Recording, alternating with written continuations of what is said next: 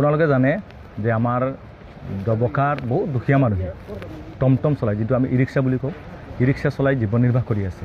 কিন্তু ডবকা পৌৰসভাই হঠাৎ এটা হঠকাৰী সিদ্ধান্ত গ্ৰহণ কৰিছে যে ডবকা পৌৰসভাৰ বাহিৰত, টাউনৰ বাহিৰৰ যিবিলাক টমটম আছে, সেই টমটমসমূহ যদি ডবকা টাউনত সোমায় তেনেহ'লে মাহেকত 1000 টকাকৈ টেক্স দিব লাগিব।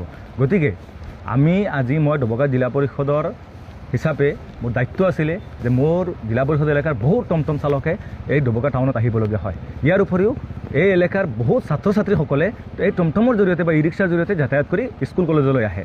গতিকে মই আজি জিলা আয়ুক্তৰ কাৰ্যালয়ত আহি জিলা আয়ুক্ত মহোদয়ক এখন স্মাৰকপত্ৰ প্ৰদান কৰিছোঁ আৰু মই তেখেতক দাবী জনাইছোঁ যে পৌৰসভাৰ ডবকা পৌৰসভাই যিটো সিদ্ধান্ত গ্ৰহণ কৰিছে মাহেকত 1000 টকাকৈ টমটম চালকসকলে দিব লাগে, সেই সিদ্ধান্তটো তেখেতসকলে সলনি কৰিব লাগে আৰু টমটম চালকক 1000 টকাটো ৰেহাই দিব লাগে। গতিকে আমাক জিলা আয়ুক্ত মহোদয়ে আমাক এটা ভাল হেৰি দিছে। গতিকে মই আশা কৰোঁ যে অহা কেইদিনমানৰ ভিতৰত এই যে তেখেতসকলে ডবকা পৌৰসভাই যোনটো টেক্স লগাইছে সেই টেক্সটো হয়তো নাইকিয়া হৈ যাব। গতিকে মই জিলা আয়ুক্ত মহোদয়কো আপোনালোকক সংবাদ মাধ্যমৰ যোগেদি মই ধন্যবাদ জ্ঞাপন কৰিছোঁ।